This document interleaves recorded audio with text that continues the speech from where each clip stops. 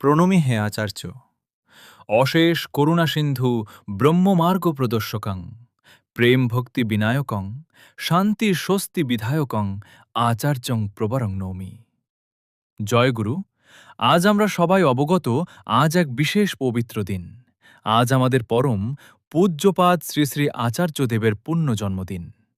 আজ তাঁরই জন্মদিনের প্রাক্কালে সামান্যতম চেষ্টা আমাদের চ্যানেল আওয়ার হেভেনের মাধ্যমে। আজ তাহলে আমাদের প্রণাম অর্ঘ্যে তাঁর চরণে ব্যাখ্যা করার চেষ্টা করি। অশেষ করুণা সিন্ধু অর্থাৎ যার করুণা অপরিসীম, যেই সীমার লাগাল পাওয়া আমাদের মতো নিতান্ত জীব সংকুলের সাধ্যি নেই। অমরা তার করুণার কিঞ্চিত মাত্র বিন্দু বহন করছি মাত্র। এত করুণার অসীম ক্ষমতার অধিকারীর থেকেও যখন খানিক চোখ রাঙানো, ধমক আশা করি। এই উত্তরে আমি এইটুকু বলতে পারি যে করুণার আবডালে আগলে রাখছে তিনি যদি ওই আদর মাখানো শাসন না করেন, তাহলে তার ওই করুণার মহিমা অমরা কখনো বুঝতেই পারব না।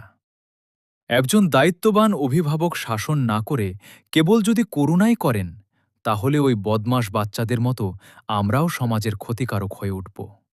বুঝতে পারব না কোনটা ঠিক আর কোনটা ভুল। তাই আমি মনে করি ওই ধমক এবং চোখ রাঙানোও হল তার করুণারই এক দিব্য ভাব। এবার আসি ব্রহ্মমার্গ প্রদর্শকং, অর্থাৎ যিনি পরম ব্রহ্মাত্মার সঙ্গে আমাদের যুক্ত করে দেন তার কথার ভাবধারায়। আমাদের ব্রহ্মাত্মা ঠিক তখনই জাগ্রত করতে পারি যখন আমাদের ইষ্টকে সঠিকভাবে আমাদের ভেতরে অমরা জাগ্রত করে চলতে পারি। প্রতিটি কথা তার কায়েম মনোবাক্যে পালন করতে পারি, তবে পুঙ্খানুপুঙ্খভাবে অমরা তা না পারলেও চেষ্টা করি।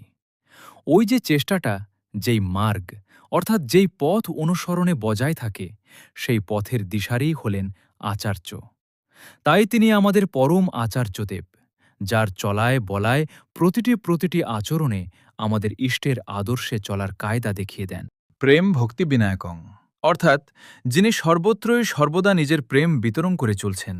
প্রেম বিতরণ অর্থাৎ ভালোবাসার ভঙ্গিমায় যিনি সবাইকে আদর্শে আপ্লুত করছেন।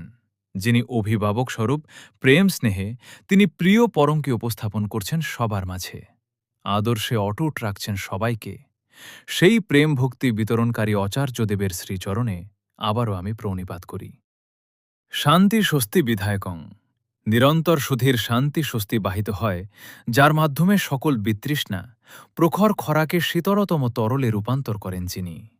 সেই শীতল প্রবাহের এক নিরারা শান্তি প্রাপ্তির মাধ্যম তিনি নিরন্তর প্রদান করেন। প্রিয় পরমের আশ্বস্ত শীতল উৎস আমাদের অনুভব করতে সাহায্য করেন। তাই তিনি শান্তি স্বস্তির মাধ্যম। শান্তি স্বস্তি বিধায়কং আশ্চর্যং প্রবরং মৌমি, যিনি অসীম করুণার সিন্ধু পারাপারে আবহমান, পরম ব্রহ্মের পথে আমায় পথিক করেছেন, স্নেহ পরশে আগলে রাখেন। উষ্ণ শীতল উষ্ণে আমার প্রবল খরা দূরীভূত করেন। যার এই সকল আচরণের অনুসরণে আমি আমার আদর্শে ব্রতী হয়ে আছি, সেই পরম পূজ্যপাদ আমার শ্রী শ্রী আচার্যদেবের চরণে প্রণতি জানাই।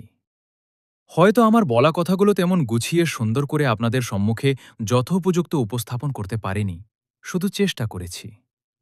আজ আমাদের পরম পূজ্যপাদ আচার্যদেবের পবিত্র এই জন্মদিনে তেনার চরণে আমার ক্ষুদ্র প্রণাম নিবেদন করার শেষ মুহূর্তে আমি ঠাকুরের আচার্য সম্পর্কে অগন্তুক বাণীর মাঝে একটি বাণী উল্লেখ করছি। শ্রী শ্রী ঠাকুরের শ্রীমুখ নিঃসৃত বাণী। আচার্য হলেন জীবন্ত আদর্শ। তাঁকে ভালোবাসলে মানুষের ভেতরের অবিনয়, উচ্ছৃঙ্খলতা ও অহংকার দূর হয়। তার আদেশ ও ইচ্ছা মেনে চলার মাধ্যমেই মানুষের চরিত্র গঠিত হয়। সূত্র আলোচনা প্রসঙ্গে প্রথম খণ্ড। তাহলে যাকে ভালোবাসলে আমাদের সমস্ত অবিনয়, অহংকার, উচ্ছৃঙ্খলতা দূর হয়, যিনি আমাদের স্বয়ং জীবন্ত আদর্শ, যার আচরণের মাধ্যম অনুসরণ করে মানুষ তার চরিত্র গঠন করে, সেই লোকপালিত আমার আচার্যের চরণে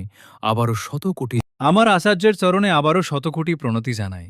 তার এই পবিত্র জন্মদিনে পরম পিতার কাছে আমাদের প্রার্থনা, তিনি সুস্থ সুদীর্ঘ জীবনের অধিকারী হন, আর আমরা তাকে অনুসরণ করে আরও থেকে আরও যেন নিজের মাঝে সেই আচরণকে ফুটিয়ে তুলতে পারি, ইষ্টে কেন্দ্রায়িত হতে পারি। পুনরায় আমি আমার দয়ালের চরণে আমার আচার্যের পরম মঙ্গল প্রার্থনা করি।